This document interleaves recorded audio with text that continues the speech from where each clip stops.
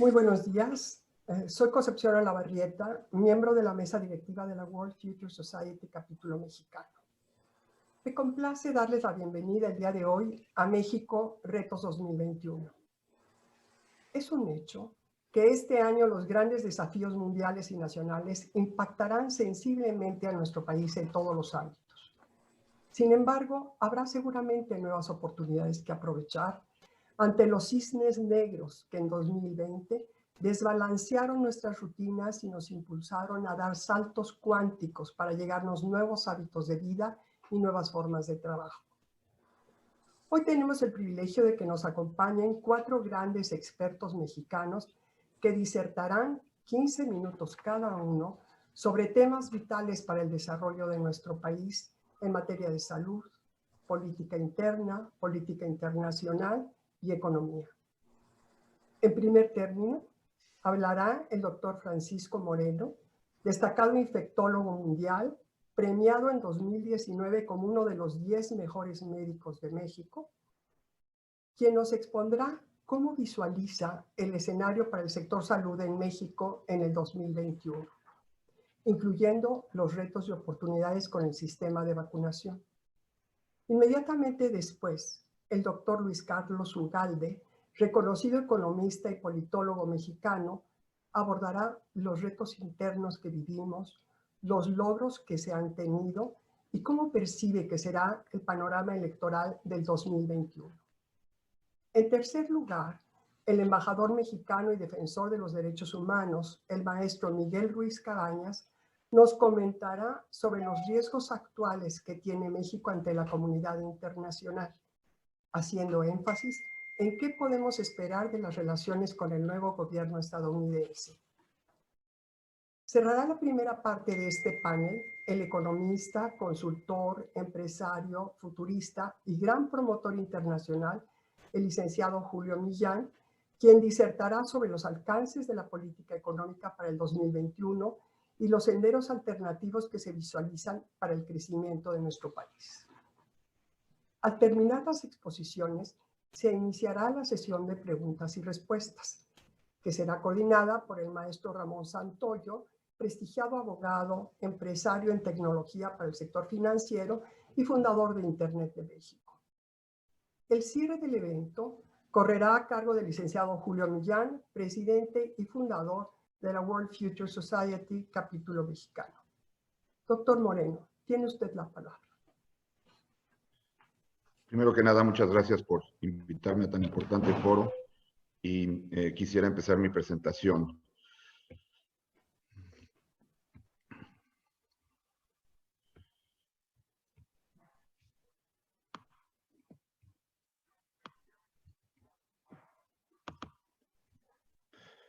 Bueno, como sabemos, el principal reto que enfrenta México en salud este 2021 es, de alguna manera, lograr que lo que ha sucedido en el 2020 pueda revertirse y pueda encaminarse no solo a la mejoría en la cuestión de salud, sino al control de la pandemia, que en este momento desafortunadamente continúa en una situación crítica en el país. Tenemos que aprender de esta enfermedad, tenemos que aprender lo que nos pasó, tenemos que conocernos vulnerables para lograr así reforzar el sistema de salud en México. Tenemos que reconocer que la salud del mexicano como individuo en este planeta había perdido el interés en mantener una salud como parte fundamental de su vivir. Estaba más preocupado por la economía, por la política, y se olvidó de la salud, y esto lo estamos pagando en forma grave. Tenemos que entender que este es un problema global y, por lo tanto, de alguna manera lograr que las brechas económicas entre el mundo y México disminuyan a través de nuevos liderazgos. La tormenta perfecta se desarrolló en diciembre, como ustedes saben, un virus nuevo para la humanidad, un virus altamente contagioso en el periodo de mayor globalización. Pero la primera situación que llama la atención es ver el índice de letalidad del mundo y compararlo con el índice de letalidad en México. Si ustedes dividen 100 y encuentran 2.1, establecen que de cada 100 personas en el mundo fallecen 2.1. Si ven los datos de México, de cada 100 mexicanos que enferman, 8.2 fallecen. Esto ha sido porque la pandemia se manejó de una forma austera y la austeridad ha costado muchas vidas en México. La enfermedad no ha tenido tregua desde que inició el 27 de febrero. Desde mayo tenemos más de 2.500 casos, lo cual ha provocado un hartazgo en la ciudadanía, cansancio del confinamiento, pero más que nada ha acabado y ha destruido física y mentalmente a los trabajadores de la salud. ¿Cuáles han sido los errores en la pandemia?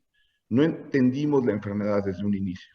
Uno de los problemas graves de esta enfermedad es que 20% de los casos son asintomáticos, pero ellos diseminan la enfermedad. El paciente asintomático no padece la enfermedad, por lo tanto no se sabe enfermo, y de esa forma contagia a los demás. La única manera de establecer el diagnóstico en personas asintomáticas es realizando muchas pruebas a todos los contactos de las personas que son sintomáticas. Desafortunadamente en México somos el país 156 en pruebas por millón de habitantes y por lo tanto únicamente Haití en este continente hace menos pruebas que México.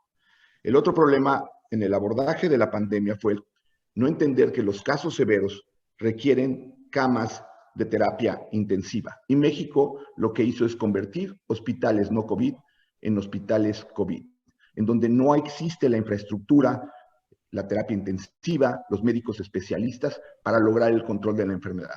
De esa forma todo el tiempo se ha dicho, existen camas disponibles, existe la posibilidad de que los pacientes sean atendidos. El problema se manifiesta en esta gráfica. Al convertir hospitales no COVID en COVID, se tenían hospitales con 300 camas con 5 ventiladores. La mortalidad en los hospitales fue equivalente a la mortalidad que vimos en Italia y en España en casas. Aquí la diferencia es que el paciente falleció solo en una cama de hospital, en donde no pudo estar con su familia y donde la familia no lo pudo ver. Es una realidad que esto es una tragedia porque no pudimos ser capaces de determinar que el sistema de salud mexicano no estaba preparado para una enfermedad de esta magnitud.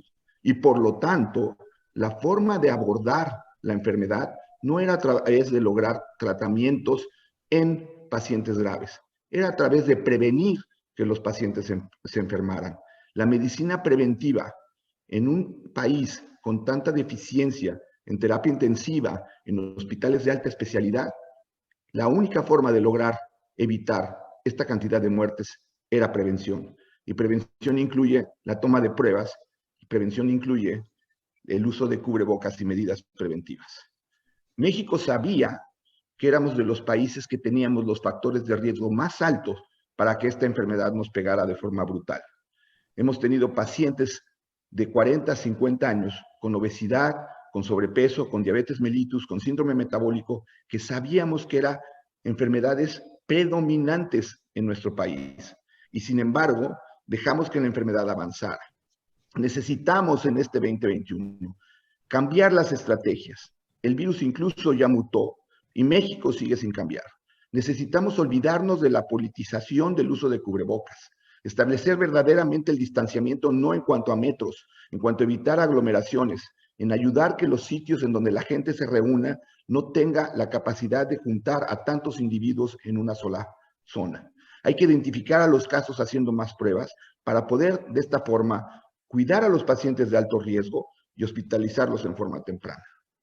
El sector de salud, los trabajadores de la salud hemos sido brutalmente golpeados en esta pandemia. Hemos perdido familiares, amigos, compañeros de trabajo de toda la vida.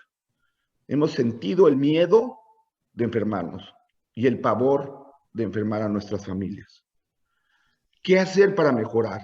Hay que entender que hay que cooperar, que la industria privada, que la iniciativa privada, que la medicina privada y la medicina pública deben de ser una, porque al final todos buscamos la salud de México. Hay que fortalecer el sistema de salud viejo y abandonado. Y mi sugerencia es independizar salud como parte del gobierno. Las decisiones deben de ser realizadas a través de un consejo médico, un consejo establecido de salud, a través de las academias de medicina. No podemos permitir que las decisiones que se están llevando a cabo dependan de una sola persona o de un par de personas. Si no logramos eso, vamos a seguir en esta montaña en donde no vigilamos a los asintomáticos, en donde no los buscamos, en donde no exigimos el uso de cubrebocas. Y en la barranca de México ha sido los pacientes que llegan a terapia intensiva. Necesitamos lograr una inmunidad en la población mexicana, pero la inmunidad, si la seguimos llevando en base a la historia natural de la enfermedad, nos puede llevar a una tragedia de magnitud inimaginable. Si suponemos que en lugar de tener prácticamente 2 millones de casos, por el número bajo de pruebas que tenemos, tuviéramos 30 millones de casos, y también entendemos que el número de defunciones es 2 o 3 veces mayor al que se ha comentado, para llegar a una inmunidad de rebaño en México necesitamos 90 millones de personas que hayan desarrollado inmunidad. Si hacemos esto, esto nos va a llevar a tener en este año 1.200.000 mexicanos que hayan fallecido. Esto no lo podemos permitir. Ya ha sido demasiado trágica la pandemia en México. Y además nos estamos enfrentando en este momento a variantes del virus. El virus cambia como nosotros hemos cambiado a través de la historia. Somos resultado de mutaciones que nos han hecho mejores, más eficaces, más inteligentes, más rápidos, más ágiles. El virus lo hace, pero de una forma exponencial. El virus actualmente, el virus que circula, no tiene nada que ver con el virus que se originó en Wuhan.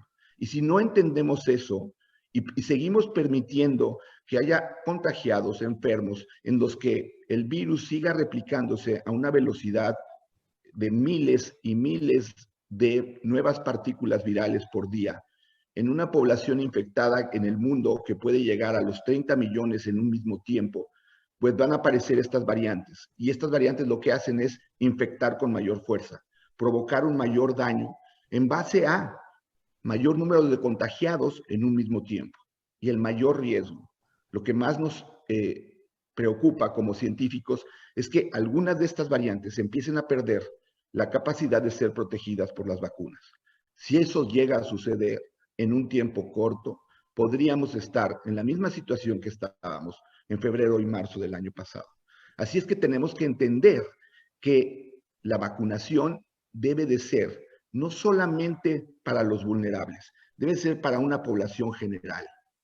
Tenemos la posibilidad, gracias al desarrollo biotecnológico, de probablemente tener 10 vacunas disponibles en este año. Pero no hay que vacunar a la población por vacunarla. Hay que ver cuáles son las vacunas que realmente muestran eficacia, cuáles son las vacunas que pueden ser usadas porque ya cumplieron las fases de investigación. No comprar 12 millones de dosis de una vacuna que aún no tiene resultados para cumplir en tiempo el número de vacunados. Eso nos puede llevar a otro error en esta pandemia, un error que no podemos permitirnos porque ya han sido demasiados. Desafortunadamente, como sucede en cualquier enfermedad, como sucede en los problemas políticos y económicos del mundo, existen las diferencias y las brechas económicas que marcan que países puedan comprar 3 o 4 veces las dosis necesarias que requeriría su población. Eso ha hecho que haya una distribución mundial inadecuada para las dosis de las vacunas. El mundo también tiene que entender que si hay nichos que quedan en donde la enfermedad se sigue replicando, todo el tiempo tendremos la amenaza de una nueva variante que pudiera cambiar otra vez el rumbo del mundo. Me llama la atención que México acaba de aprobar una vacuna rusa, y que ha vendido, por cierto, 18 millones de dosis a diferentes países, incluyendo Argentina, Irán, Bielorrusia y México. En Rusia se han puesto 1 millón de dosis de vacuna. La vacuna de Sputnik se ha vendido a 18 millones de dosis en el mundo. Necesitamos establecer cuáles son las vacunas adecuadas para nuestro país. Es un riesgo que México pueda recibir vacunas de diferentes marcas y que en 2 o 3 años tengamos una población vacunada en forma incompleta con la vacuna de Pfizer, en forma errónea con la vacuna de CanSino, que se está destinando para la población mayor, cuando sabemos que esa vacuna es en donde menos ha demostrado eficacia. La vacuna de Sputnik, la cual no sabemos nada de ella. Tener vacunas de AstraZeneca, vamos a tener una población que va a estar conformada por gente con inmunidad muy variable.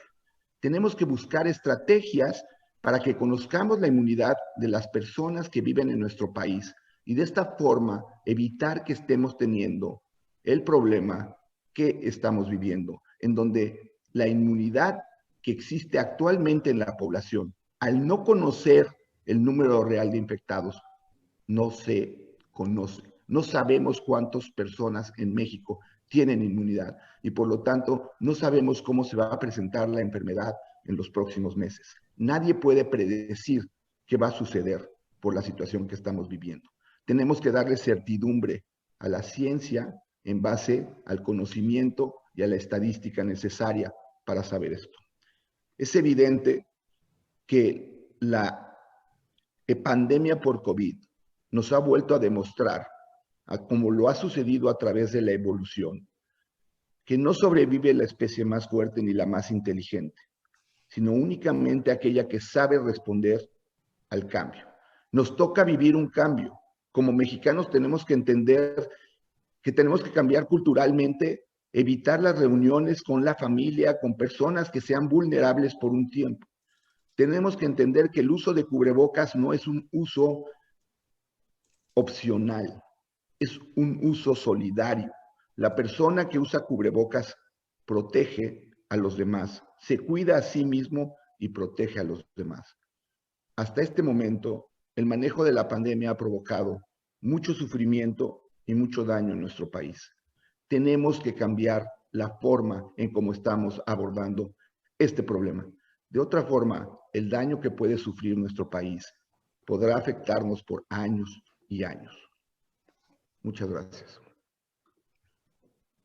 Muchas gracias, doctor Moreno. Doctor Luis Carlos Ugalde, ¿tiene usted la palabra? Muy buenos días. Muy buenos días. Muchísimas gracias por la invitación a este importante seminario. Gracias a don Julio Millán por la invitación y me siento muy honrado de estar con colegas tan distinguidos. Si me permiten unos segundos, voy a hacer una proyección para hablar sobre el tema de los desafíos políticos que México enfrentará a lo largo de este año. Un tema muy importante que quiero comentar con ustedes es el asunto de que todos los países, todos los gobiernos, todos los momentos presentan riesgo político. Integrala Consultores es una firma que se dedica a analizar el riesgo político. Eso no significa que no hay oportunidades también. Hay muchas oportunidades para la inversión, para las empresas. Pero don Julio me pidió que habláramos de riesgo, así es que voy a hablar de riesgo y no quiero parecer alguien pesimista. Cada uno de estos riesgos de los que hablaré claramente presenta oportunidades, pero en esta ocasión lo que tenemos que visualizar es el futuro de México en 2021 a partir de este mapa de riesgos que voy a compartir con ustedes. Quiero comentarles que en Integralia desde 2018 estamos haciendo un seguimiento del mapa de riesgo político con base en 6 factores. El primer factor que nosotros analizamos es el de concentración de poder. Y ustedes aquí van a ver que en 2018 ese riesgo era bajo, aumentó en el primer año del gobierno de López Obrador y en el 2020 lo detectamos ya como un riesgo alto, además con tendencia creciente en 2021. Y la concentración del poder en cualquier democracia, en cualquier sistema de gobierno, pero particularmente las democracias, significa un riesgo para un proceso saludable, eficaz, de buena gobernanza de las decisiones de gobierno. El segundo factor de riesgo que analizamos en Integral es ineficacia gubernamental y aquí desafortunadamente también este riesgo ha venido aumentando por una serie de decisiones del gobierno en temas como falta de planeación, como austeridad, que han ido mermando las capacidades ejecutivas y de diseño y de evaluación del gobierno y de los gobiernos en México. El tercer factor que analizamos es la incertidumbre jurídica, que desafortunadamente también ha venido aumentando por una serie de decisiones que carecen de sustento constitucional de motivación adecuada, de justificación relevante, y muchas de las cuales, por cierto, han sido litigadas ante la Suprema Corte y esperan una decisión en los próximos meses. El cuarto factor que analizamos es la inseguridad pública, y aquí desafortunadamente el riesgo sigue siendo alto. No se ha modificado este riesgo y no vemos que vaya a haber un cambio de tendencia significativo. El quinto factor que analizamos es el de conflictividad social. Y aquí también vemos que el nivel de riesgo se ha mantenido medio, no ha aumentado significativamente. La pandemia todavía no modifica este patrón, pero no debe descartarse que podría ocurrir por el efecto duradero de la falta de empleo, sobre todo entre segmentos urbanos. Y el sexto que analizamos es el deterioro económico. Aquí el factor de riesgo también ha aumentado. Este es el modelo que usamos en Integralia, y lo que voy a hacer en los próximos minutos es analizar 10 riesgos para 2021 que nos van a permitir analizar al final de este año cómo queda el semáforo 2021. Y estos son los 10 riesgos políticos que vemos para este año. No voy a analizar cada uno de ellos, simplemente me gustaría que ustedes los leyeran, se tomaran unos segundos en leerlos, y yo platicaré de algunos de ellos en los próximos 10 minutos que me quedan. No son todos, claramente puede haber otro tipo de riesgos, pero... Carlos, perdón por la interrupción, nos reportan casi todo el auditorio que te escucha un poco mal, tu audio va y viene. ¿Podrías ver si lo pudieras ajustar? Porque nadie quiere perderse tu presentación. Gracias. Por supuesto, permítanme un segundo porque la verdad es que no sé qué puede ocurrir. Me voy a acercar más a la pantalla. Quizás si se escucha mejor. No sé si sean tus audífonos que son los que están tomando el audio y por eso se... Un segundo, por favor, ¿sí? Un segundo, por favor.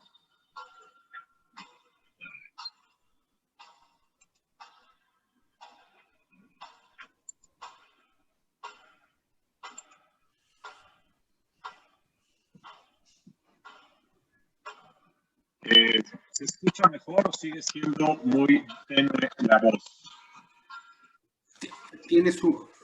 Se corta tu voz. Sí, no sé qué puedo hacer para poder resolver esto, Ramón. Desafortunadamente... Sigue, por favor, adelante, te escuchamos con toda atención.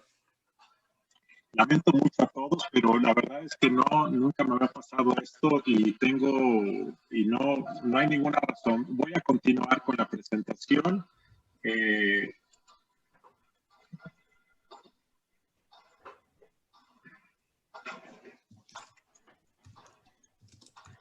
Voy a continuar con la presentación.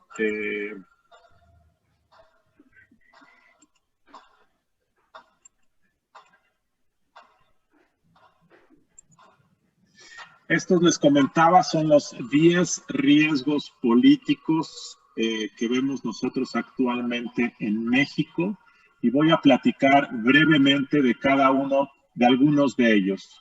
Sobre el tema de fallas en la vacunación, creo que no tengo que entrar en el tema después de la presentación que nos han hecho, pero claramente aquí están los datos de enero, y ya simplemente con lo de enero es claro que la vacunación está rezagada, y esto, como comentó el doctor, nos va a llevar a que tardemos mucho en volver a la normalidad económica. El segundo riesgo tiene que ver con las actitudes del presidente respecto a la autoridad electoral. Tenemos la elección más grande de la historia de México, y desafortunadamente vamos a enfrentar a un presidente con un gran activismo que en los hechos está fungiendo como jefe de campaña de su partido político. No vemos que esto vaya a cambiar. Hace unos días el INE le dijo al presidente que no puede opinar sobre elecciones, ni sobre candidatos, ni sobre campañas, con base en lo que dice la Constitución. Y lo que podemos esperar para las próximas semanas son que el Tribunal Electoral simplemente diga: adelante, presidente, no hay problema, y en cuyo caso las campañas se saldrán de control. Se convertirá en la ley de la selva, puesto que los gobernadores y todos los actores políticos se meterán en las campañas y esto hará de ellas un problema muy conflictivo. El segundo es que el tribunal diga, el INE tiene razón, presidente, usted tiene que guardar silencio, pero que el presidente desacate abiertamente esa instrucción judicial, lo cual nos llevaría a problemas muy severos de estabilidad y de constitucionalismo. Y el tercero es que el presidente cumpla a medias y cumpla a veces sí, a veces no. Lo que viene en los próximos 4 meses va a ser unas campañas muy conflictivas y muy complicadas. El tercer riesgo que quiero comentar con ustedes es el tema de Morena. Morena, que seguramente será el partido más votado en 2021, no tanto como lo fue en 2018, pero hoy, de acuerdo a las estimaciones de Integralia, Morena ganaría la mayoría absoluta en la Cámara de Diputados. No la mayoría calificada que tiene hoy, que es las 2/3 partes, pero sí más de la mitad de las curules las tendrá ese partido. Y eso le seguirá dando a López Obrador un enorme poder legislativo que usará para una reforma fiscal y para otras reformas controvertidas.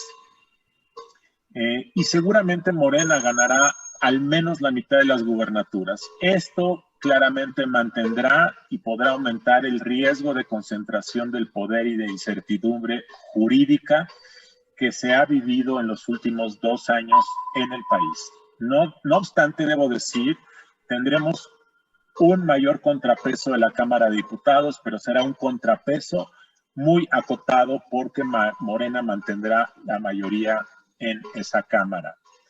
El cuarto riesgo que vemos para este año es el nacionalismo energético del presidente, que seguramente podrá llevarlo a intentar una contrarreforma energética. Esto es una visión ideológica, incluso yo diría que es una vivencia de la niñez de López Obrador en Tabasco, que lo lleva a pensar de forma anacrónica respecto a ciertos asuntos de la política pública, y este sin duda es uno de ellos que para él lo haría pasar a la historia como lo fue Lázaro Cárdenas. Esa visión de hacer historia puede llevar a que esto se intente. Aunque no se logre por la falta de votos, se puede intentar, y en ese intento habrá una enorme conflictividad política en México. El quinto tema ya se ha observado en México, es el intento de desmantelar a los órganos autónomos. Probablemente al presidente le falten los votos, pero lo va a intentar, no sé si con todos, pero con algunos de estos órganos. Algunos de ellos ya han venido siendo cooptados mediante nombramientos, otros serán debilitados a través de la vía presupuestaria y en algunos casos probablemente se intente su desaparición. El sexto riesgo es el tema del outsourcing y de Banjico. No quisiera entrar en el detalle, probablemente don Julio lo comente en su exposición, pero son 2 temas que se van a definir seguramente en el mes de febrero. El séptimo riesgo es un tema de provisión de servicios públicos a nivel municipal y estatal que puede afectar a muchas empresas que operan en mecanismos logísticos de distribución de productos o empresas que requieren permisos o cierta regulación local y que la falta de recursos las va a deteriorar. Uno de esos servicios es el servicio de seguridad, que la falta de dinero para policías desafortunadamente está mermando la capacidad de ayuntamientos y de gobiernos estatales. Este tema se está agudizando. Es muy probable que pronto empecemos a ver cómo explotan cuellos de botella por 2 o 3 años de asfixia presupuestaria. El octavo tema es la incidencia delictiva. El confinamiento del año pasado hizo que algunos de estos delitos se disminuyeran temporalmente, pero en noviembre y diciembre ya se notó un aumento de algunos de ellos. Y conforme volvamos a la normalidad, vemos en Integralia que la incidencia delictiva va a volver a crecer. Otro tema que no entraré en detalle porque seguramente será comentado es el tema de la agenda con Washington.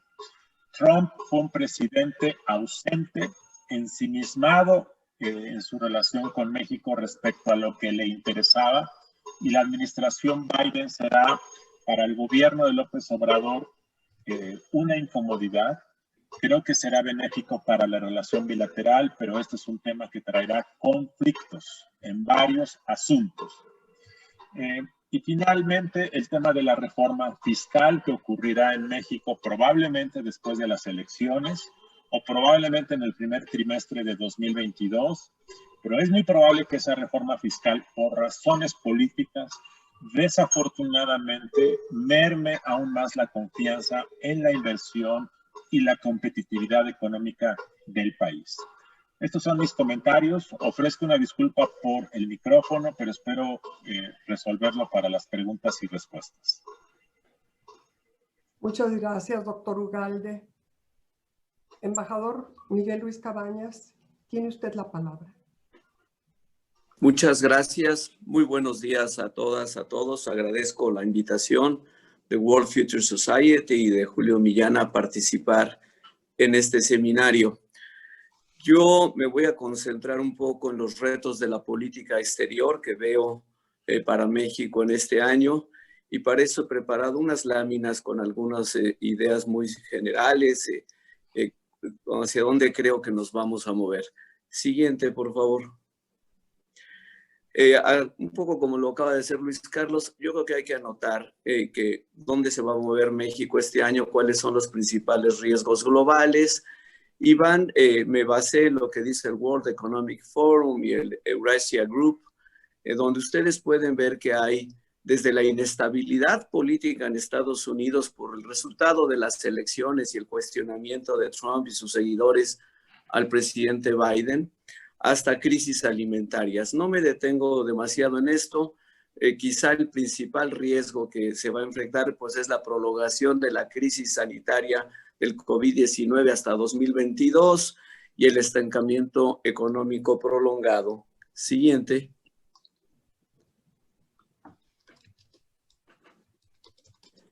Lo que sí está muy claro es que el COVID va a seguir en el mundo durante todo 2021.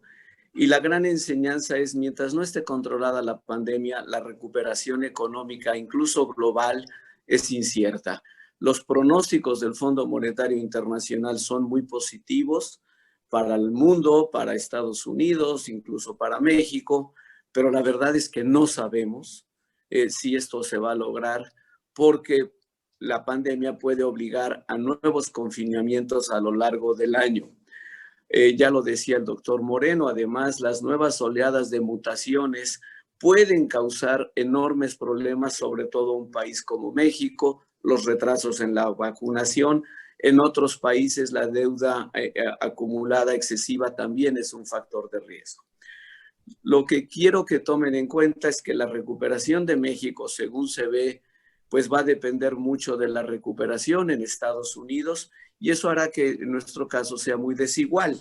Si bien el Fondo Monetario Internacional acaba de elevar este crecimiento de 3.5 a 4.3%, en gran parte es porque se espera una fuerte recuperación en Estados Unidos. Eso liga a nuestro sector exportador y a las remesas, pero la producción nacional, que está ligada básicamente al mercado interno, seguramente no tendrá esta respuesta. En mi opinión, por lo tanto, no será un año de grandes proyectos nuevos, sino de recuperación gradual a nivel mundial, y esto hará que se acumulen rezagos en materia de empleo, en materia educativa. Seguramente seguirá aumentando la pobreza extrema y la pobreza en muchas regiones del mundo, y con ella la inseguridad. Siguiente. ¿Cuál es el panorama geopolítico global? Bueno, yo veo en las áreas que más le importan o países que más nos deben importar a un país como México es nuestro vecino, Estados Unidos, está muy polarizado. Creo que la principal objetivo del presidente Biden va a ser tratar de encontrar alguna reconciliación la veo que la tiene muy difícil por la actitud de los seguidores de Trump. Desde luego vencer al COVID-19, recuperar la economía y muy importante, buscar tomar nuevamente el liderazgo global. Esto lo que anticipa es mayores tensiones con China y con Rusia. China va a crecer, según el Fondo Monetario Internacional, más de 8%, con lo cual va a aumentar su influencia regional y global. Rusia crecerá más modestamente, solo 3%. Sabemos que tiene dificultades internas, pero no hay duda que mantendrá su relevancia estratégica global con intervención en conflictos en varias regiones del mundo. La Unión Europea se sigue concentrando en combatir el COVID-19 y tratar de mantener esa recuperación. América Latina la veo como creo que pues, es un cuadro realista, polarizada, desunida y muy desarticulada. Hay 4 países que están en crisis que afectan directamente a México. Son nuestros vecinos al sur, Guatemala, El Salvador, Honduras y también, y no hay que olvidarlo, Venezuela, que sigue produciendo refugiados en los países vecinos. Siguiente.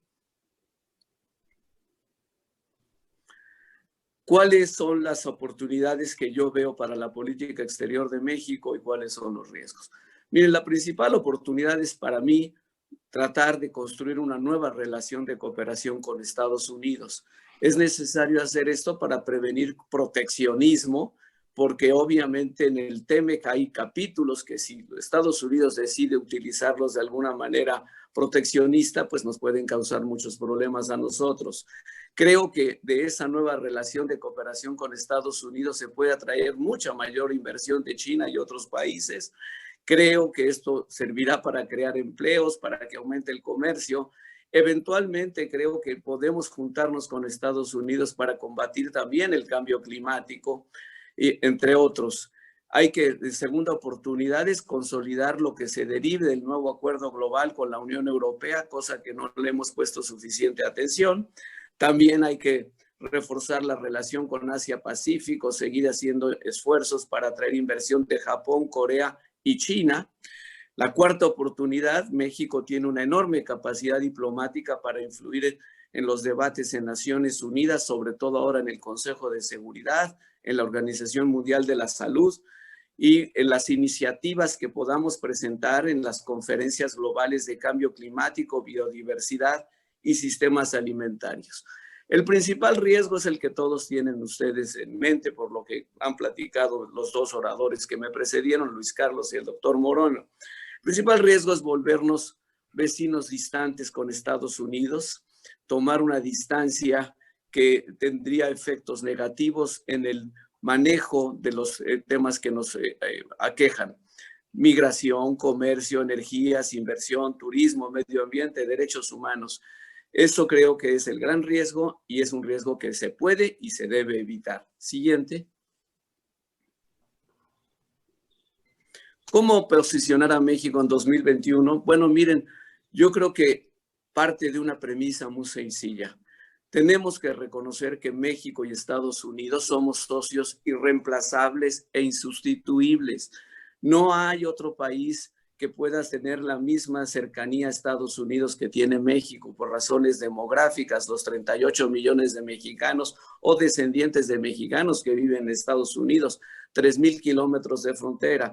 Estados Unidos podrá tener muchos aliados, pero no tiene un vecino como México que debe ser su socio insustituible. Esto es una enorme responsabilidad para los 2 países. Y creo que de parte de México se debe desplegar una nueva estrategia. Estamos en un nuevo partido, en un nuevo torneo, si se me permite la expresión, y hay que desplegar una nueva estrategia, incluyendo nuevas tácticas, nuevos jugadores, para podamos sacar el mejor provecho. Hay que profundizar la relación con todos los niveles y en todas las regiones de Estados Unidos, no solo Washington, sino en todo ese país. Hay que ver dónde podemos compatibilizar nuestros intereses, y hay muchos: migración, tráfico ilícito de armas. Hay muchos temas en que nuestros intereses son plenamente compatibles. Y hay que compartimentar la agenda para evitar la contaminación cuando sea necesario. Si trabajamos bien en migración, los planes de la administración Biden son muy ambiciosos, podemos trabajar gradualmente para beneficio de los dos países. Creo que, y más después de escuchar al doctor Moreno, que hay que buscar la manera de hacer compatible nuestra estrategia de COVID con la estrategia de Estados Unidos. Para ellos es de enorme interés que México también logre controlar esto. Hay que aprovechar la recuperación económica, no descartaría que sí se haga algún esfuerzo de contracíclico en México para complementar los esfuerzos que está haciendo Estados Unidos, que nos van a beneficiar. Hay que reconstruir las cadenas de valor en América del Norte. Hay que pensar ambicioso, un plan regional de inversión. En seguridad propongo resetear, congelar la relación y tratar de iniciar un nuevo diálogo y buscando una relación más equilibrada. ¿En qué temas? En tráfico de armas, en lavado de dinero y en crimen organizado. Eventualmente creo que hay que invitar al presidente Biden a México. Hay que relanzar la comisión binacional, esta comisión que reunía a los dos gabinetes de los dos presidentes una vez al año. Nosotros solíamos llamarlo el Día de México, porque era el día que todo el gobierno de Estados Unidos estaba concentrado en la relación con México. Y por último, hay que relanzar la cooperación trilateral con América del Norte. Hay que pensar hacia fin de año en una cumbre regional. Siguiente.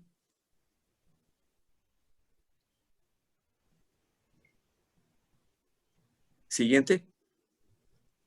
Sonia. Sí, perdón, Sonia. ¿Cómo relanzar la relación México-Estados Unidos-Canadá? Y con esto termino. Hay que cumplir los compromisos y acuerdos, y en especial del TEMEC. Están una serie de compromisos en materia de energía, estándares laborales, ambientales, por el bien de México, no por el bien de Estados Unidos. Hay que cumplir esos compromisos que le ayudan a nuestro país a modernizarse y proteger a su población. Desde luego hay que reforzar el Estado de Derecho. Creo que es mejor evitar cambios sorpresivos en las reglas del juego. Hay que plantear una nueva relación de seguridad más equilibrada. México no puede seguir cabalgando todo el peso en el combate a las drogas o el tráfico de armas. Creo que sí, México tiene derecho y razón para plantear mejor esa relación. Creo que hay que reforzar contactos y cabildeo en todos los niveles. Y dos cosas muy importantes. No hay que pensar que esto solamente lo va a hacer el gobierno. Se deben reforzar las relaciones empresariales. Los empresarios muchas veces esperan solamente a que el gobierno reaccione. Yo creo que los empresarios pueden mantener su propio cabildeo en Estados Unidos muy activo a favor de México y de la relación económica entre los dos países. Igual pienso para las academias o para los científicos.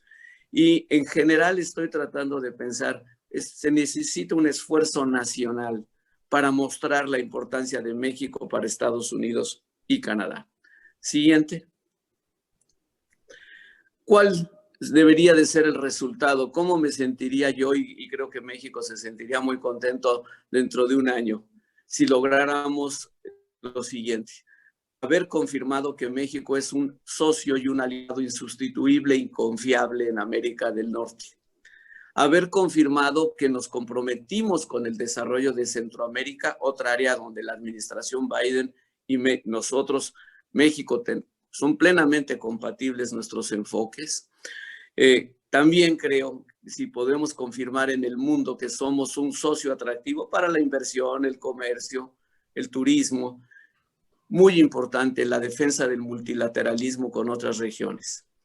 Y confirmar, y no tengo la menor duda de la capacidad de la diplomacia mexicana para convertirnos en líder este año en los temas de paz sostenible y seguridad, el Consejo de Seguridad, en el desarrollo sostenible, las conferencias que mencioné anteriormente e incluso en derechos humanos. Si logramos esta proyección, habremos resuelto satisfactoriamente los grandes retos de política exterior de este año. Muchas gracias.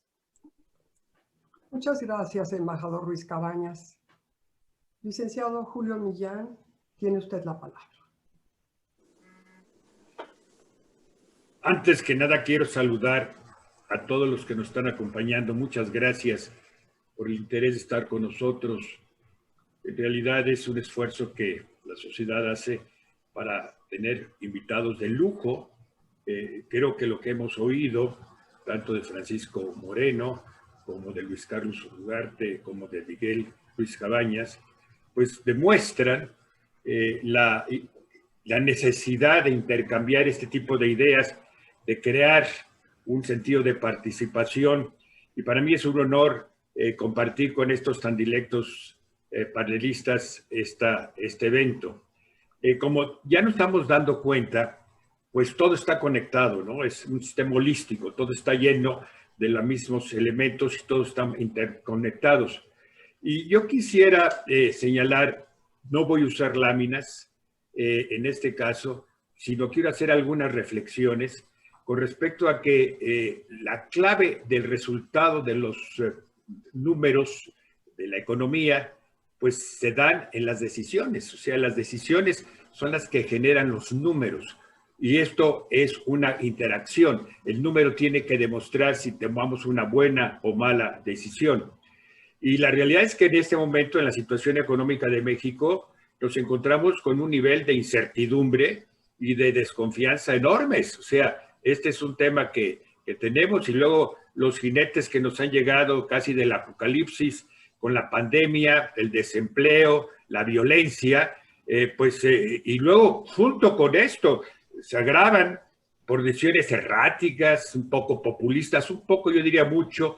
Entonces, todo esto crea una situación que los números pues reflejan desafortunadamente circunstancias muy complicadas. Tal es así que la población ocupada de México, de septiembre 19 a septiembre 20, esto incluyo, o sea que esto ya incluso cambió, disminuyó de 4.100.000 gentes, o sea, de 55.2 millones que estaban registrados al 51.1, en una encuesta nacional de ocupación y empleo del INEGI. O sea, es un dato pues, muy importante. Si bien el Seguro Social señala que son 647.000 los empleos formales, lo que importa es la población ocupada. Pero también tenemos otro tema que es importante. Hemos perdido más de 1 millón de empresas pequeñas. Y los trabajadores, por cuenta propia, o sea, los que tienen autoempleo, en el mismo periodo bajaron de cerca 1.2 millones de personas, o sea, de 12.5 que teníamos a 11.3. Y ese es un estudio sobre demografía de negocios en el 2020 que acaba de hacer el INEGI. Y las cifras económicas son siempre resultado, yo insisto, de decisiones políticas. Este gobierno tiene un enfoque muy asistencialista a través de transferencias económicas directas, lo que no ha tenido pues, un impacto en el consumo de hogares. Y no se ha dado apoyo al sector empresarial, especialmente en el comercio, servicios, turismo, transporte y mucho menos a las pymes.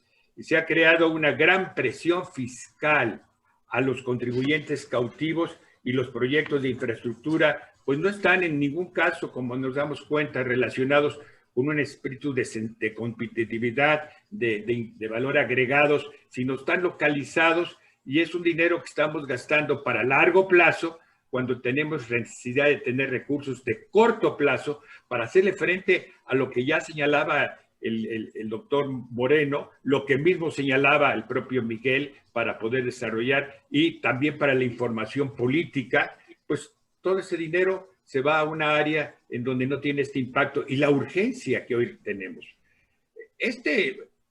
Sin lugar a dudas, no es un panorama fácil frente a una pandemia que ha cobrado ya ahorita las cifras oficiales llevan más de 150,000 muertes, pero yo creo que las cifras, incluso las que acaba de sacar el INEGI, muestran que es mucho más.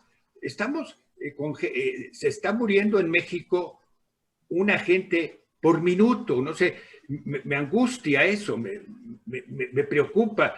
Del tiempo que estamos aquí, la gente cómo está muriendo y sin datos realmente claros. Y todo esto, si no controlamos la pandemia, está clarísimo por ustedes y por toda la presentación que ya se hizo, pues no podemos realmente proyectar algo que pueda construir algo en el futuro. Y sin estrategia, o sea, creemos nosotros que existe una estrategia, pero quizá nosotros no la logramos entender. un elemento que para mí es fundamental es que culpar al pasado por lo malo del presente impide crear un futuro positivo. O sea, siempre estamos echándole la culpa al pasado. Y yo creo que cómo revertir o neutralizar el deterioro, pues yo creo que es urgente un reorientamiento en las áreas críticas. Sin lugar a dudas, el primero es cómo controlar la pandemia. Esto está interaccionado con todos los elementos que yo he señalado desde el punto de vista económico y desde el punto de vista de violencia, desde el punto de vista de las relaciones internacionales, desde todos los puntos de vista. La economía mexicana, por decirlo así, está herida. La han apuñalado mucho la economía mexicana y al país. Y esto ha demostrado, por otro lado, algo que quiero comentar, es que México tiene músculo económico, o sea, lo estamos demostrando. Construido este músculo económico a través de muchos años de esfuerzos. Y también hay algunas medidas que realmente debemos de reconocer que sí han funcionado ahora, como tener la inflación bajo control.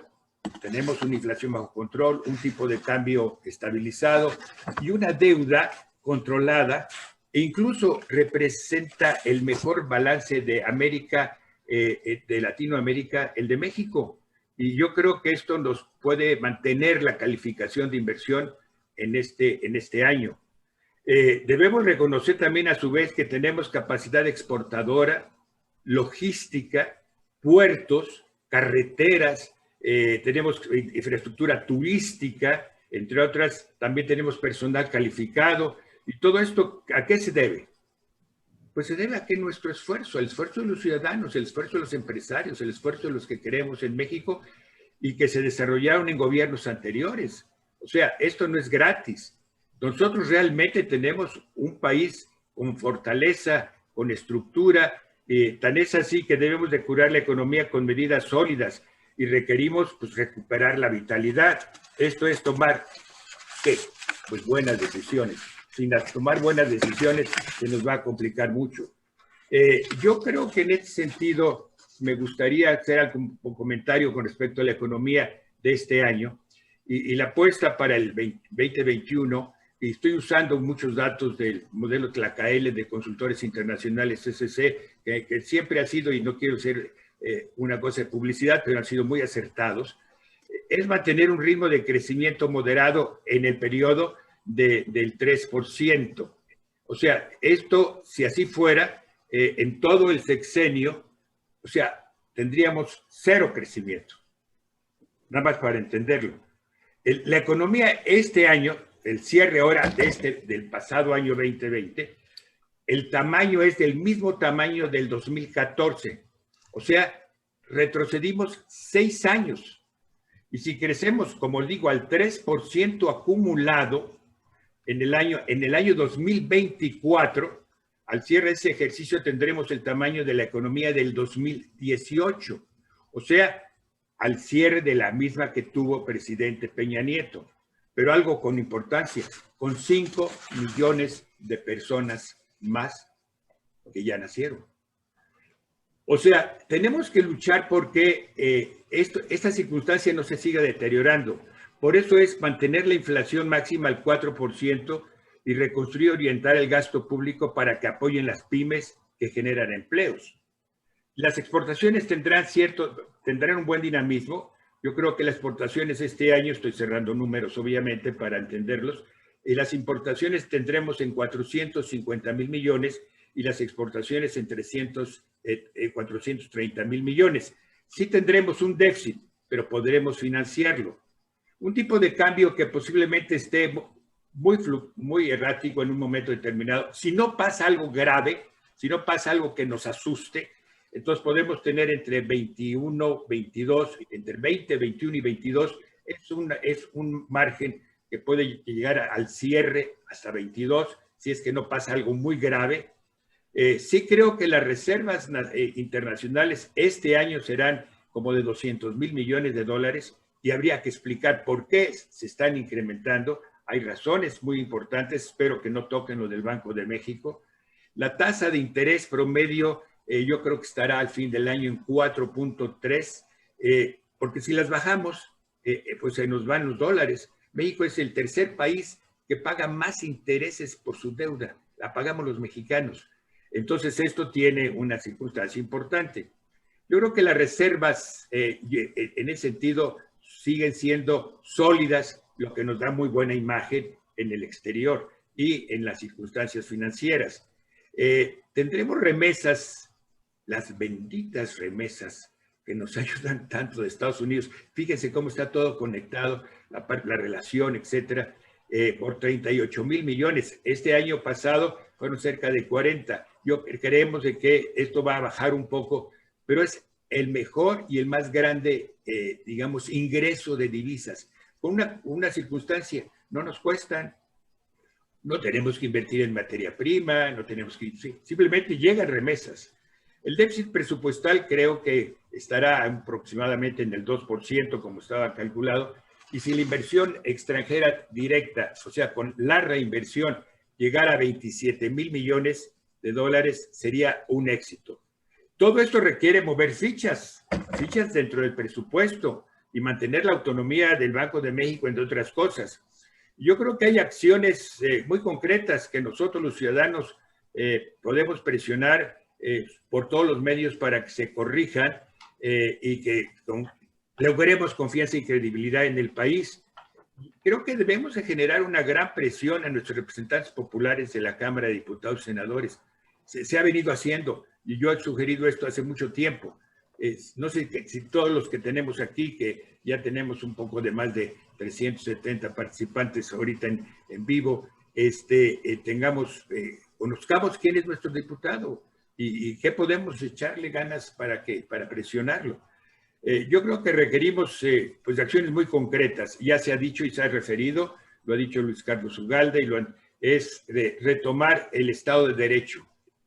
El Estado de Derecho, lo que dice Miguel. Sin Estado de Derecho no hay administración que pueda soportarse. Hay que reconstruir las instituciones más autónomas. Por supuesto, no hay que atacar el Instituto Nacional Electoral. El Instituto Nacional Electoral es fundamental, es pieza fundamental este año, que son las elecciones más importantes. Yo espero que no haya problemas de que no existan elecciones. Yo espero que sí las haya, pero que la realidad es que se respete y que no se hackee al instituto en el sentido electrónico.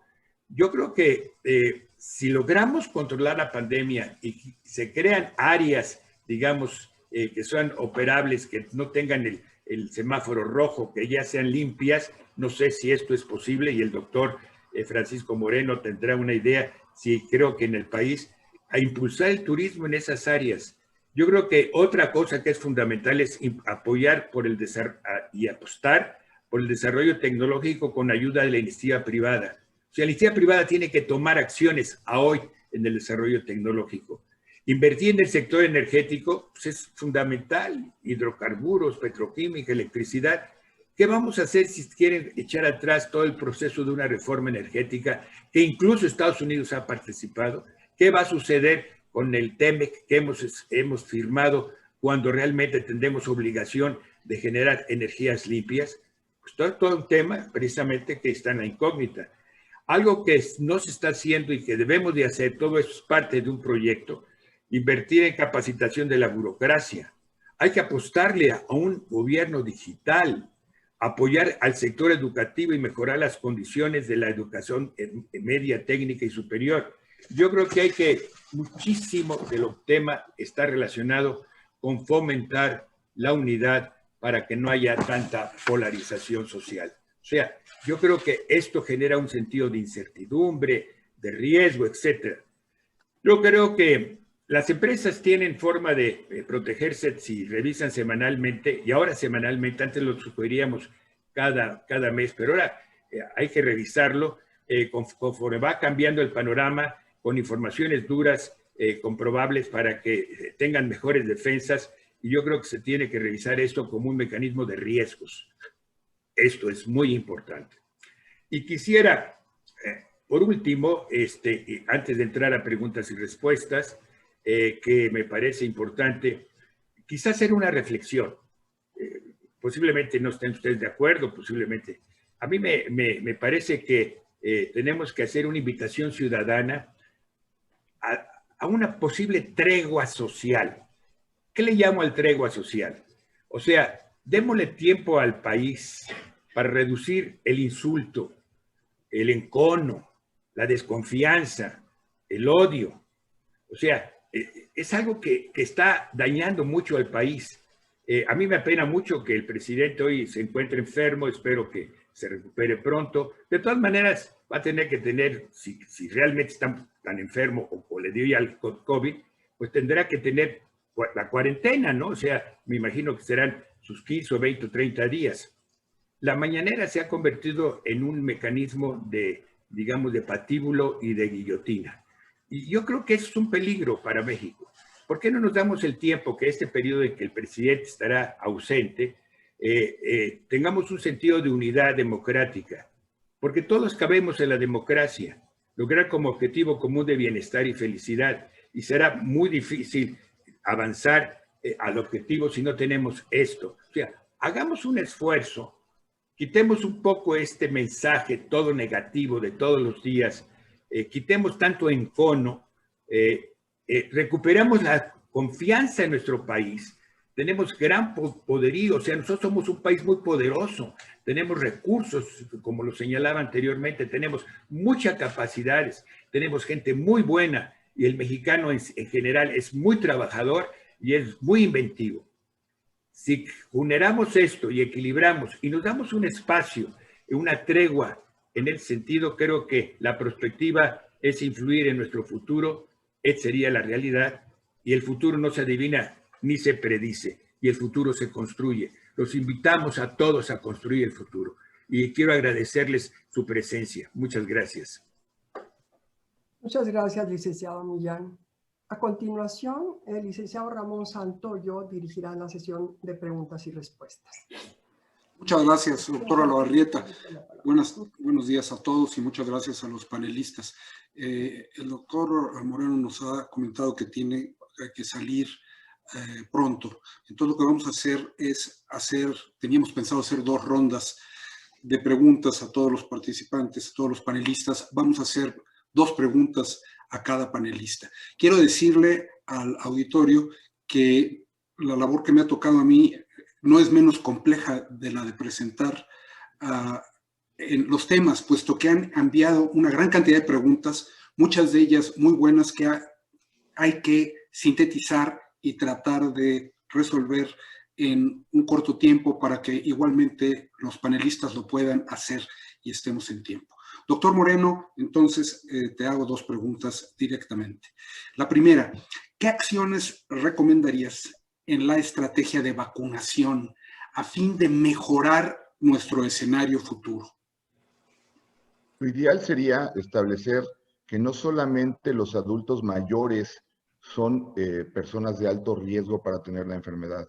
Si ustedes revisan lo que reportó la Secretaría de Salud en su boletín epidemiológico, la mortalidad en donde ha tenido más impacto, el grupo de edad en donde ha tenido mayor impacto, la pandemia ha sido entre gente de 45 y 65 años, los cuales son los que están económicamente activos, tienen que salir. La idea es tratar de buscar, porque hay vacunas que no tienen tanto efecto en población mayor, como la vacuna de CanSino, y recientemente se ha mencionado la posibilidad de AstraZeneca, que esas vacunas que ahorita pueden disponerse se utilicen en gente que sea vulnerable y que tenga entre 45 y 65 años. Tenemos que entender que tenemos que vacunar al mayor número de personas en el menor número de tiempo, de días. Lo que ha hecho Israel, que está alcanzando el 50% de inmunizados en este periodo, es impresionante. No tenemos esa población y además somos un país mucho más grande, pero tenemos que encontrar la forma de hacer una vacunación masiva, no llevando a las personas a los campos militares, en donde son vacunados por 5 personas, se pierde un tiempo enorme. Incluso los trabajadores de la salud hemos tenido problemas porque quedamos sin personas para atender a los pacientes por espacio de 5 horas. Entonces, tenemos que agilizar y tratar de vacunar a la mayor parte de la población en el menor tiempo posible. Perfecto. Y una segunda pregunta y quizás una tercera. A este ritmo de vacunación, ¿cuánto tiempo calculas que llegamos a un momento seguro para abrir la economía? Es que a este ritmo vamos a terminar en el 2025, o sea, no podemos seguir en este ritmo. Vean lo que está pasando en Estados Unidos. En Estados Unidos, por primera vez cayó el 30% el número de contagios después de la aplicación de un porcentaje de vacunas bajo. En Israel, con el 50% está disminuyendo el contagio de una forma muy importante.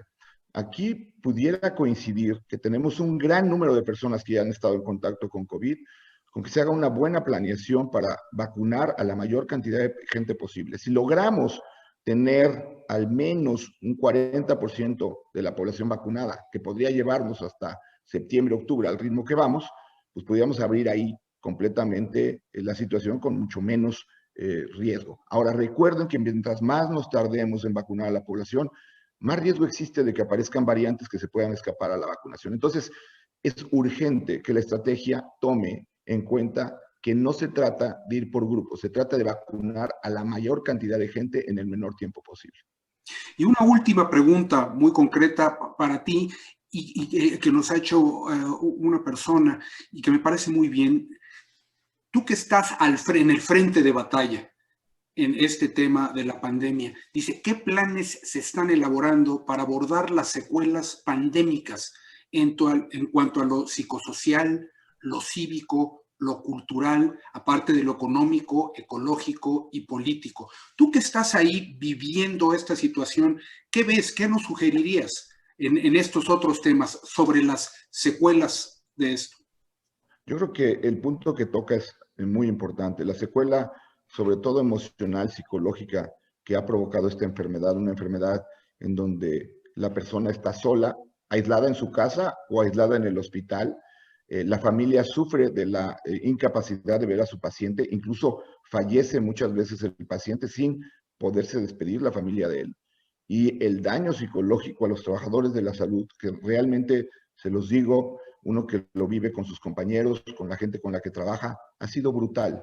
Nosotros tenemos un programa de terapia en donde continuamente estamos con asesoría psicológica, pero creo que dentro de ese programa de salud para el futuro, en donde tenemos que tener un mexicano más delgado, con menos problemas metabólicos, también tenemos que desarrollar un área de terapia y de ayuda psicológica, porque han sido miles y miles las familias que han perdido no solamente a uno, tenemos familias en donde se han perdido 2, 3 miembros, y ese daño psicológico, ese trauma emocional puede durar mucho tiempo. Estoy totalmente de acuerdo, hay que hacer programas de ayuda psicológica porque el estrés postraumático de esto puede ser muy grave.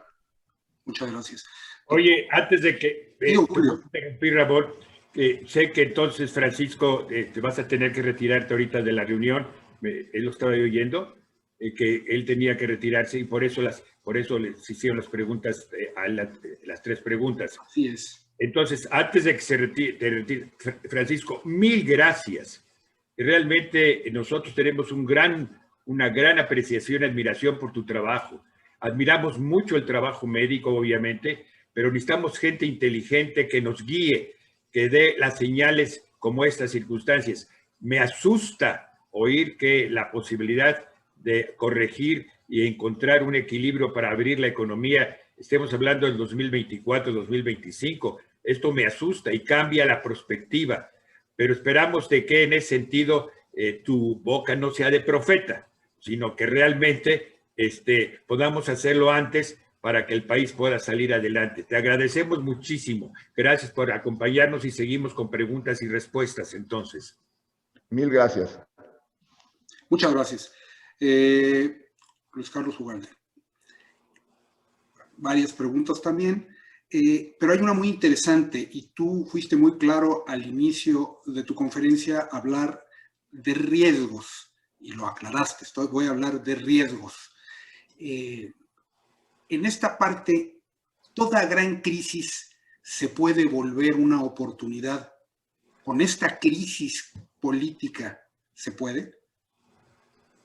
Sin duda, por supuesto que se puede. Tu audio, si te puedes acercar un poquito más. Perdón por esto, ¿ya se escucha mejor, Ramón? Sí, muchas gracias.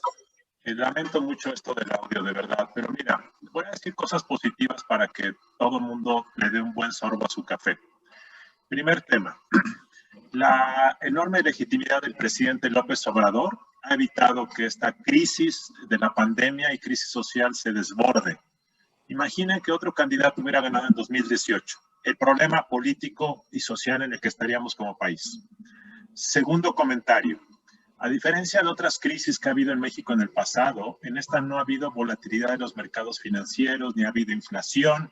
Es decir, la estabilidad macro que se construyó en los últimos 20 años ha evitado que esta crisis atente contra variables de diverso tipo. Y eso me parece que está haciendo que nuestra crisis económica profunda como ha sido, no haya distorsionado muchos mercados. Tercer tema. Están rebotando algunos segmentos de la economía gracias a que Estados Unidos está creciendo. A pesar de la omisión del gobierno en estimular a empresas, el sector exportador seguramente saldrá. El sector primario está creciendo y creo yo que esto también es una oportunidad.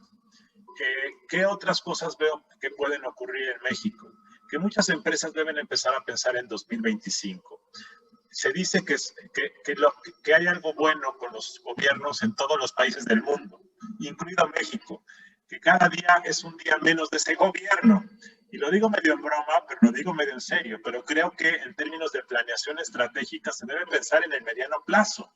Y en ese sentido me parece que tenemos que empezar a pensar en la segunda mitad de la década, a pesar de toda la incertidumbre que todavía puede ocurrir.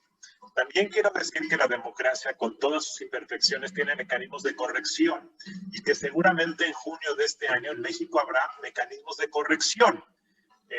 Y también quiero decir que a pesar de que en este círculo, por ejemplo, en donde estamos hablando, hay una enorme crítica al gobierno actual, un buen segmento de la población está satisfecho emocional y materialmente.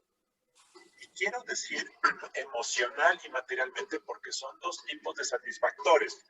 Buena parte de la popularidad del presidente se refiere a satisfacción emocional de un presidente que él se siente como propio del pueblo, que la gente lo ve como alguien que finalmente está acabando con los privilegios de las élites, y también material, porque hay un segmento importante de mexicanos que están recibiendo compensaciones en efectivo, que eso en parte, por cierto, ha evitado que la protesta social se haya desbordado. Eso es parte importante que no debemos perder de vista. De tal forma que con los problemas que tenemos como país, el problema yo no veo contenido y a lo mejor nos lleva, como dice Julio Millán, 3 o 4 años estar como estábamos en 2018, pero el país no se nos está yendo de las manos. Y piensen ustedes qué hubiese ocurrido si hubiese ganado otro candidato en 2018. Perfecto. Otra pregunta.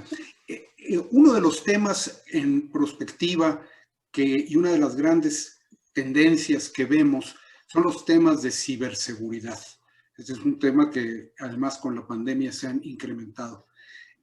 Debemos de estar tranquilos con la ciberseguridad en el tema electoral, en las próximas elecciones.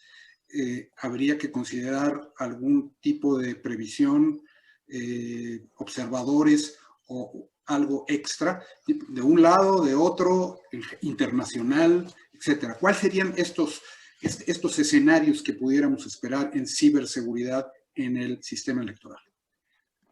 Esta es una reflexión previa a este problema. El mayor riesgo de la democracia en el mundo y de la democracia en México tiene que ver con la falta de valoración de la veracidad y de la verdad como un principio civilizatorio. La democracia es deliberar y es aprender en el contraste de puntos de vista. Cuando se pierde como válido el principio de la verdad, de los hechos, como parte normativa y civilizatoria del debate político, en ese momento empezamos a perder la civilización. Y eso está pasando en México desafortunadamente, cuando desde el poder presidencial se desdeña cualquier criterio de experiencia, de expertise y de veracidad. Ese es el problema realmente. Ahora bien, las redes sociales y las tecnologías de la información simplemente están potenciando este daño, este cáncer y este tumor. Habiendo dicho lo anterior, El tema es que la ciberseguridad, las redes sociales, en realidad poco se puede hacer para contener este cáncer que está creciendo día a día. Y desafortunadamente las redes sociales van a seguir exponenciando la política de las emociones sobre la política de la verdad. Ahora bien, termino diciendo lo siguiente. En términos logístico-operativos para organizar la elección, que es otro tema de ciberseguridad, los mecanismos que usa el Instituto Nacional Electoral están sustentándose en papel, para bien y para mal, de tal forma que los mecanismos informativos del INE simplemente son un reflejo, un espejo de lo que se cuenta a mano por ciudadanos que cuentan los votos, de tal forma que ahí el riesgo, te diría, Ramón, es muy reducido. Perfecto. Y déjame hacerte una pregunta más, que tiene que ver, obviamente, en estos escenarios une pandemia y votación. Te perdimos, espero que estés aquí todavía con nosotros. Y es este fin de semana tuvieron elecciones en Portugal y fue la elección, el presidente se reelijo, y fue la elección con mayor abstencionismo de su historia. El miedo a la pandemia puede evitar que la gente salga a votar. Creo que se nos fue. No te vemos. A ver, ya. Mira, yo creo que el Instituto Nacional Electoral es muy profesional y afortunadamente este año tuvimos la experiencia en 2 entidades, que fue Coahuila y fue Hidalgo. Y 2, cuando se celebren los comicios será en el mes de julio. Y a pesar de todos los errores de vacunación y a pesar del momento tan álgido en el que nos encontramos en esta semana, yo supongo que para dentro de 4 meses el problema se habrá contenido y estaremos en una fase de reducción. Y yo creo que el instituto, dado que va a instalar 160,000 casillas, y dado que puede poner protocolos de sana distancia en las filas, que la gente se forme a 1 metro uno de otro, con gel protector y cubrebocas, creo que en cada casilla puede haber todos esos instrumentos. Yo creo que el temor de ir a formarse será contenible. Yo creo que por lo tanto se podrán llevar a cabo elecciones. Y también quiero decir algo, realmente el desafío mayor es cómo hacer las campañas. Pero si pensamos, Ramón, y le pregunto a la gente que nos escucha, el 95% de la población de México jamás asiste a un meeting de un partido, jamás va a una reunión con los candidatos. Todo el mundo nos enteramos a través de la televisión, la radio y las redes sociales. La forma que para la mayor parte de los mexicanos no va a haber cambio en la forma como se conducen las campañas. Y finalmente quiero decir algo, de todos nosotros depende, Ramón, que esta elección sea un mecanismo para fortalecer a la democracia. Y la democracia funciona mejor cuando hay contrapesos. Y no quiero hablar de partidos. Esto es válido para el siglo XX y lo es válido para hoy.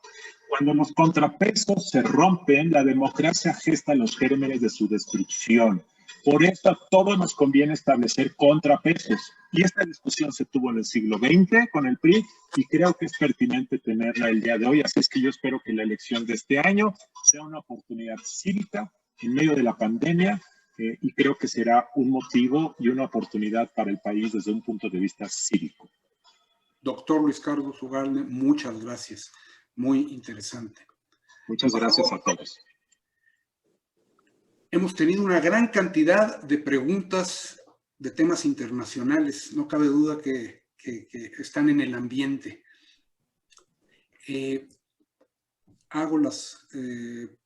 Tomo aquí de mis notas. Si la relación con el presidente Biden se deteriorara y no se lograra un acuerdo con migración, seguridad, narcotráfico, ¿qué pasaría? ¿Cuál sería el escenario? ¿Es posible? ¿Qué tan probable es? ¿Y qué efectos tendríamos? Que no hubiera acuerdos. Gracias. Yo creo, francamente, que no se puede generalizar. Creo que ya el presidente López Obrador ya tuvo 2 conversaciones con el presidente Biden.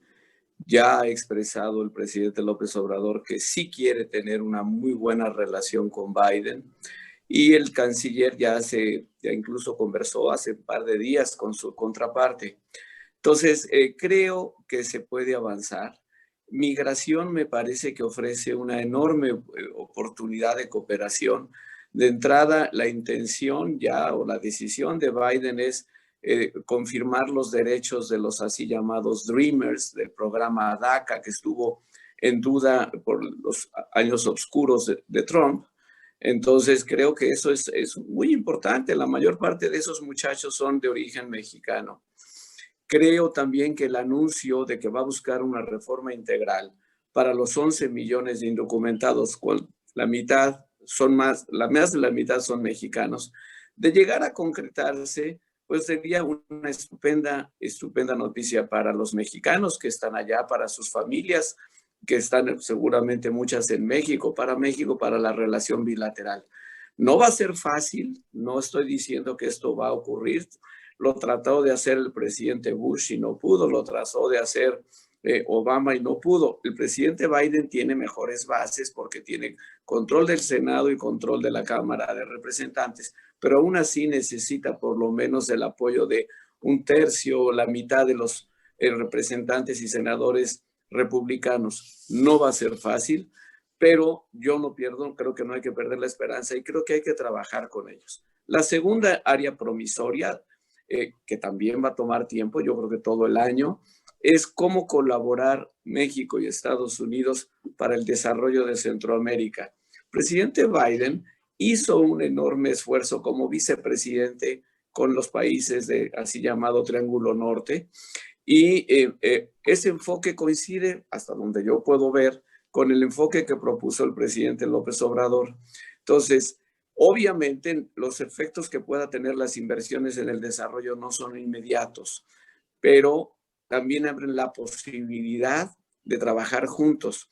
Ahí lo que creo que México tiene que poner es pensar qué vamos a llevar a la mesa los mexicanos, qué va a llevar a la mesa el gobierno de México para que este problema, este reto verdaderamente estructural, no solo de Estados Unidos o de México, sino de toda la subregión, pues tenga mejores cauces de los que ha tenido en los últimos años. Creo que hay grandes posibilidades en tráfico ilícito de armas. Una oferta del presidente Biden es volver a prohibir las armas de asalto. La estadística es muy clara. Desde 2006 en México empezó a aumentar la violencia y es en el año en que se puso término al embargo de armas de alto poder en Estados Unidos. Hay una relación causal directa, de modo que nos conviene mucho trabajar con Estados Unidos. Claro, es una cosa de una política interna, pero podemos trabajar en los foros internacionales bilateralmente para reforzar eso. Yo no me hago ilusiones de que Estados Unidos va a cambiar la segunda enmienda de su Constitución, eso no va a ocurrir. Pero por supuesto se pueden hacer mucho más programas bilaterales donde realmente las dos partes puedan poner para que ese problema que tantos daños nos causa a nuestro país, miles de mexicanos son asesinados cada año y, por cierto, también cientos, si no es que miles de personas son asesinadas en Estados Unidos, hay un interés convergente, podamos avanzar.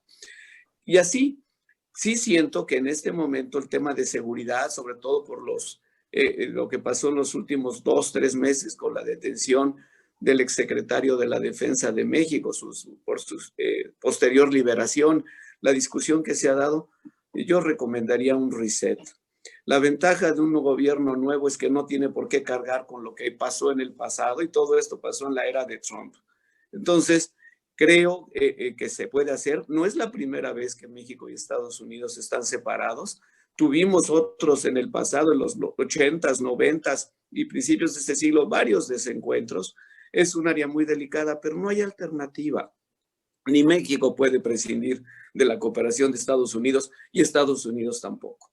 Yo creo que México lo que está buscando es que la cooperación sea bilateral, sí, en los dos países, no bilateral para hacer cosas conjuntamente en territorio mexicano. También creo que deberíamos saber México qué está haciendo Estados Unidos dentro de Estados Unidos y cómo es, digamos, todo el problema en su conjunto. Lo que diría es, ya hemos estado ahí, vamos seguramente a volver a eso y soy optimista de que este es un tema que se puede resolver como se ha resuelto o administrado en ocasiones anteriores. Entonces, el gran riesgo es que no se haga nada. El gran riesgo es que no seamos proactivos. Yo creo que México está consciente de que vivimos en un mundo de competencias, un mundo donde los recursos son finitos y México tiene que buscar su lugar y México tiene que competir. Entonces, mi deseo es que seamos muy proactivos, no solo el gobierno, sino todos los sectores, mostrando o haciendo evidente que la importancia de México es distinta a cualquier otro país. Y esa es la mejor base de la futura cooperación. Creo que si hay temas agudos, hay que, digamos, posponerlos y avanzar en lo que es más rápido avanzar. Recuperación económica, COVID, migración, tráfico de armas, e ir cerrando la agenda a los temas que son más espinosos, que necesitan más tiempo para llegar a un acuerdo. No creo que las cosas sean blanco-negro. Si se llega a un acuerdo, no se llega a un acuerdo. Creo que se va a llegar a muchos acuerdos y en otros habrá que esperar más. Muy bien. Déjame hacer otra pregunta, tratando de resumir. Tuvimos muchas preguntas para ti en temas de relaciones con otros países, Rusia, China, Europa, obviamente los países que mencionaste como en crisis, que no son cercanos. Y dice, ¿consideras que el hecho de que México no diversifique sus relaciones, tanto diplomáticas, y ahí no solo diplomáticas, sino comerciales, nos pudiera llevar a una mayor dependencia con Estados Unidos, una parte de Estados Unidos? ¿Y qué deberíamos de hacer en cuanto a la relación con otro? ¿Dónde ves las oportunidades? ¿Dónde ves estos escenarios de oportunidad? Bueno, yo mencionaba, además de la importantísima relación con Estados Unidos, que hay 4 o 5 áreas más donde, desde luego, México tiene su propia personalidad y su propia relación. Uno es Europa, desde luego es América Latina, no será un socio comercial fundamental, pero las empresas mexicanas son muy importantes en toda América Latina y eso no hay que olvidarlo. Somos uno de los principales países inversionistas en casi todos los países de América Latina. Entonces, eso desde luego hay que cuidarlo. También la relación con Asia-Pacífico, singularizándola en 3 o 4 países que son fundamentales. China, Japón, Corea, Malasia, por supuesto, Singapur, pero ahí tenemos que mantener el esfuerzo. Pero cuando se mantienen los planes como son y no pasa nada, uno va perdiendo, uno tiene que renovarse. Este es un nuevo juego. Estamos viviendo, nos guste o no, la era Biden. Y esa era tiene cambios importantes. Entonces tenemos que renovar nuestras estrategias y tenemos que ser mucho más agresivos. No que no lo hayamos sido. Yo tengo el mayor respeto para mis colegas de las embajadas de México en el mundo que trabajan en serio. Un área fundamental es Naciones Unidas, la Organización Mundial de la Salud, en la lucha contra el cambio climático. México tiene un enorme capital diplomático que ha sabido utilizar para tener capacidad propositiva. Eso nos ha dado en diferentes momentos un liderazgo real. Desde luego todo eso hay que hacerlo. Déjenme concluir con un punto. Así como se dice en psicoanálisis, infancia es destino, en geopolítica, la geografía es destino. No, o sea, México en 1900, Estados Unidos era nuestro principal socio comercial. En 1920 pasó lo mismo, en 1960, todo el siglo pasado. Entonces, no soy de los que piensa que hay que reducir el comercio con Estados Unidos. No, hay que aumentarlo con otros, si se puede, hasta donde se pueda, pero asumiendo que la relación México-Estados Unidos es una relación casi simbiótica, como lo pasa lo mismo con Canadá. Canadá también tiene un comercio muy concentrado con Estados Unidos. Pasa con los países europeos. Entonces, geografía es destino en las relaciones internacionales. Lo que mejor podemos hacer es, por supuesto, tratar de diversificar, pero nunca pensar que eso va a reemplazar la relación fundamental para México, que es Estados Unidos. Embajador Miguel Ruiz Cabañas, muchísimas gracias por esta cátedra. No fueron preguntas, fue una cátedra, te la apreciamos mucho. Muchas gracias. Hemos recibido muchas preguntas, algunas de ellas muy enfocadas a diferentes sectores, pero en general, hablando de la economía en general, ¿cuál sería su opinión para reactivarla? En ese sentido, yo creo que es importante que hay un concepto, la economía son acciones, es confianza. Si tengo confianza, invierto. Si invierto, genero empleo. Si genero empleo, genero consumo. Y es el círculo virtuoso. De tal manera que para reactivar la economía en México requerimos confianza, requerimos orden, requerimos el Estado de Derecho. O sea, hay muchas acciones de detalle, pero la parte central sería esa. Creo que no tenemos otra duda, debemos de reactivar la economía, pero tenemos que crear una circunstancia que, claro, ya se dijo en este panel, que es muy importante, la que si no tenemos las posibilidades de eliminar o reducir o neutralizar la pandemia, pues entonces sí se va a complicar.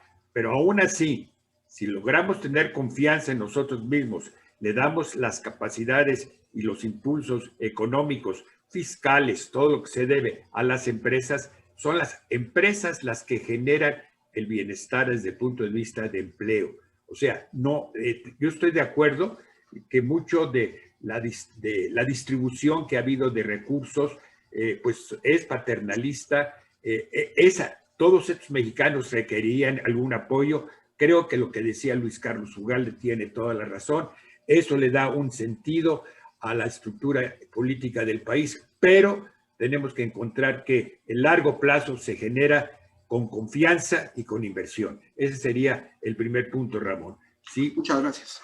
A ver, veo varias preguntas, trato de juntarlas, y se habla mucho de diversificación de la economía interna y de la diversificación de la economía internacional. Ese es un tema que veo que preguntan, aparte de ciertas industrias específicas que nos hacen mención. Otro tema que veo aquí en las preguntas, don Julio, si quiere ese como para tercero, economía informal. ¿Hay algo que hacer con la economía informal en todo este juego? Pero vamos primero al tema de ¿qué haría usted para diversificar la economía de México interna e internacionalmente?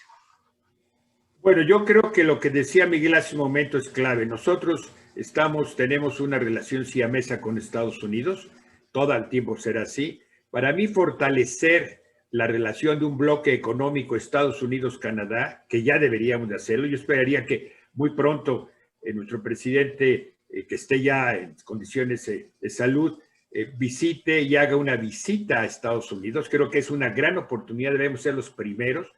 En esa visita a Estados Unidos, crear un conjunto de otra reunión con el propio primer ministro de Canadá y demostrar que tenemos una estructura de un bloque económico. Este sería muy importante como un principio.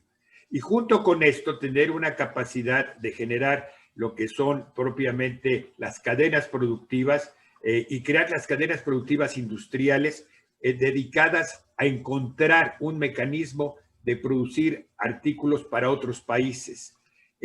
No todo el producto siempre es universal, tenemos que crearlos especialmente. Y yo creo que hay que incrementar la actividad con Estados Unidos y Canadá, pero hay que incrementar mucho más las cadenas productivas de suministro de productos de exportación. Esto tenemos que hacerlo, hay que puntualizar qué países podemos lograr esto. Y esto requiere de un gran esfuerzo promocional. Si esto lo hacemos, el punto real importante es de que podemos incrementar sustancialmente el comercio exterior, podemos incluso bajar la dependencia de Estados Unidos, llegarla al 70 o 65% e incrementar el 35 o el 30% con los otros países. O sea, es muy viable, se ha hecho en otros países, en otras formas. Lo que pasa es que requiere una política realmente promotora, con soporte tanto diplomático como económico, etcétera. O sea, sí se puede hacer, de tal manera que incluso a la luz de lo que viene en el futuro, de una lucha entre China y Estados Unidos, una guerra financiera, que incluso Estados Unidos tiene control territorial en muchos aspectos de inversiones, controla inversiones en todas partes del mundo, y ahora China está encontrando el mismo y está encontrando que tiene control territorial de inversiones en toda la ruta de la seda, pues todo ese conjunto nos obliga a nosotros a fortalecer nuestra economía con el norte y luego hacer un proceso de expansión hacia todo el mundo. Esa sería mi opinión, Ramón. Y eso es un poco la expectativa de crear los escenarios del futuro. Perfecto. Y por último, don Julio, la economía informal, ¿qué papel juega ahorita en este tema post-pandemia? Mire, lo que es el desarrollo informal de la economía se ha incrementado sustancialmente. O sea, esto va a ser muy complicado porque hay que considerar que muchos empresarios, primero, pues digamos pequeños empresarios, micro pequeñas, se han ido y han perdido el empleo. Entonces van a tener que entrar en una área que es de informalidad en muchos aspectos. Y yo creo que esto va a representar para el país la reformalización de la estructura económica y el eliminar lo que es la parte de informalidad va a ser, por lo menos este gobierno no lo va a ver. Tendremos que hacer políticas muy especiales para recuperarlo. La informalidad, ahora hay que considerar que la informalidad tiene su beneficio en términos de que tienen ingresos de alguna forma. Y eso creo que es importante. No fortalece la estructura fiscal, pero sí fortalece el mercado. Ese sería el punto. Muchas gracias. Doctor Olavarrieta, regreso. Licenciado Millán, ¿tiene usted la palabra para el cierre, por favor? Pues muchas gracias. Mira, ya estamos un poco excedidos de tiempo, pero quiero agradecerles a todos su generosa presencia. Por supuesto a Luis Carlos Ugalde, a Miguel Ruiz Cabañas, a Francisco Moreno. Conchita, muchas gracias por estar con nosotros. También Sonia y todas nuestras socias y socios que tenemos en la organización. También veo que me da mucho gusto que tenemos nosotros presencia de diferentes países, tenemos presencia de España, tenemos presencia de Perú, de Colombia, de Argentina, de Ecuador, de Rumanía, por decir algunos de estos, otros de Estados Unidos. Gracias por acompañarnos en esta conferencia, en esta reunión. Y simplemente señalar, hacemos este tipo de esfuerzo en la sociedad y esto creo que si beneficia es dar línea, orientaciones, más que nada posibilidades de que con esta información cada quien tome mejores decisiones. La perspectiva es eso, es crear el futuro, es armar el futuro, es construir el futuro. Yo les invitaría a todos los que nos están viendo y los que nos han apoyado que nos sigan, que participen con nosotros, que hagan un esfuerzo.